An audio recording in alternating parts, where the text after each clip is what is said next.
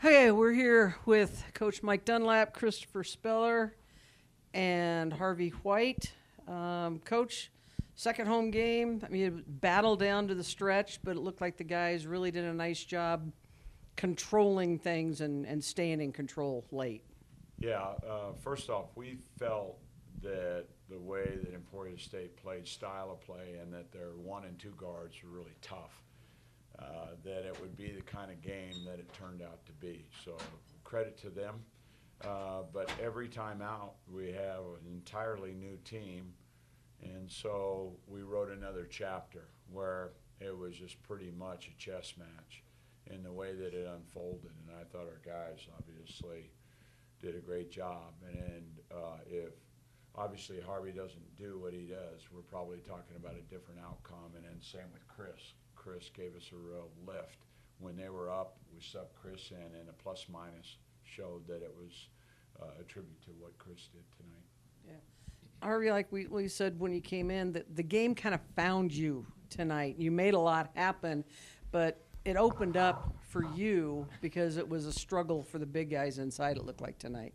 Yeah, what did you see? Absolutely, yeah. I think our team just does such a good job of, being unselfish and sharing the ball. And, we've got a lot of talent and, anyone can get off on any given night. So I think we did, I was just the one that was getting open and getting shots, and they were going in. So, we saw Ty last night and tonight as well, hitting shots. So, yeah, it was all the team, really, just getting me open and, yeah, just finding the net, I guess. Are you kind of seeing, every game at this level is going to be different. You can't say, everybody plays the same because everybody's going to do something different. How are you guys, being so young, adapting to that? Because it looks like you're getting better every day. Yeah, absolutely. We spoke about that 4 in a row now. From the first weekend to now, the improvement we've made in the last 2-3 weeks has been unbelievable. So, obviously with a lot of, new young guys, it's going to take a bit of adjusting, playing a new style, at a different level and, figuring it all out. But I think we've done an amazing job, at practice especially, just, working so hard. That's what we pride ourselves on, is working hard, and that's what we've done the last 3 weeks, and obviously it's paid off for us, so it's always good to get the results. Yeah. Christopher, your role has changed every night. And, tonight, defensively, you settled things down. You're long. You can get to a lot of different guys.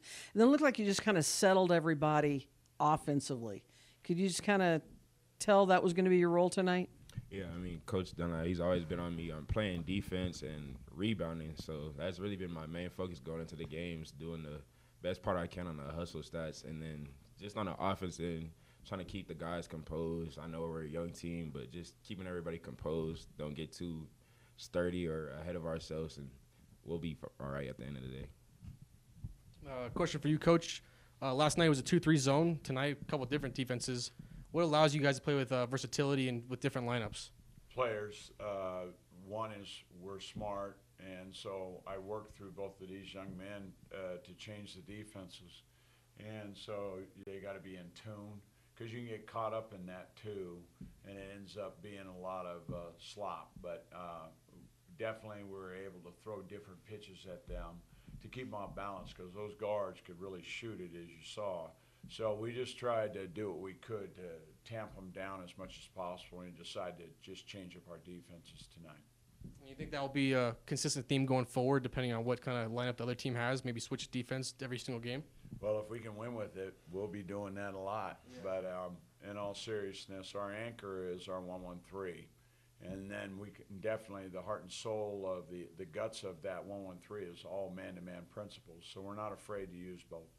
Gotcha. For you, Harvey, we talked about 25 points tonight. Was there a point where you got it going and you were hunting shots, or did it really all come through the flow of the offense? I think just early on I was probably turning down shots a little bit, so I just try to come out in the second half. If I'm open, I'm going to let it go. And my first one went in, so I was just feeling good and was getting open looks. So, yeah. We talked a little bit in the preseason, but now that we've played some games, what's it like been leading these guys and being the really only senior on this team? Yeah, I think it's fun. It's definitely a different a different role that I played from the previous years. I've always been the youngest guy, and then now my role's reversed, so I'm the leader now. So I just try to go lead by example, do the best I can on offense and defense, and yeah, it's been pretty fun. And then a question for the whole table, really. So you guys talked about that first weekend, and then to now, different type of team. What have you guys seen that's improved the most or changed the most from that first weekend? I would say our ball security, we've been really emphasizing on that. I mean, our first couple games, we had 20-plus turnovers, and today I think we had 14. So ball security, and then our defense, we're really picking it up on our defensive end, doing better on that, jumping to the ball, really taking pride for that. Anything you guys want to add? No, I would agree with that. Obviously, the 1-1-3 has been successful for us the last 2 weekends, so just, working on that and really just improving our work rate defensively has probably been the key, I would say. The only other thing I'd add to it is that both of these guys asked me to stop yelling at them, so I did.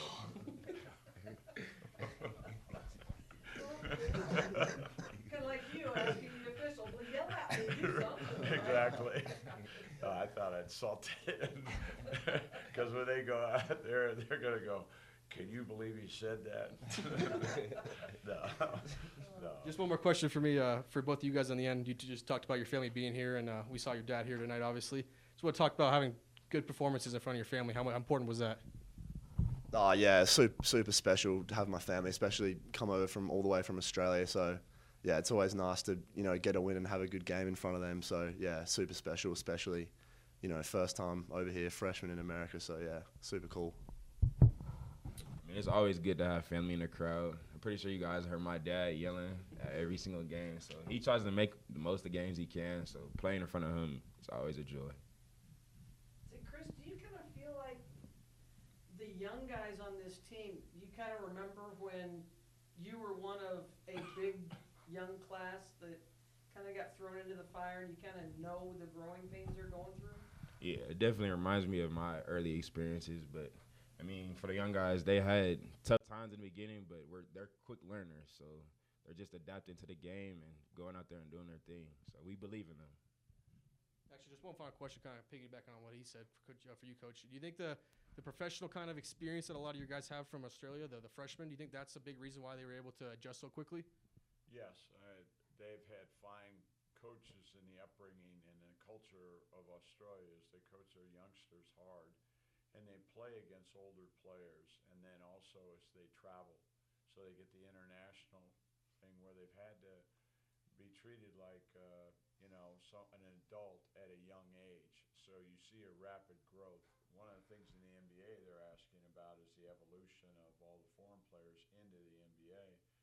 But I think that one thing they miss saying is that the competition that they're moving off continent have to adjust to officials, different time zones, food, all of that. So they've been put in situations of discomfort.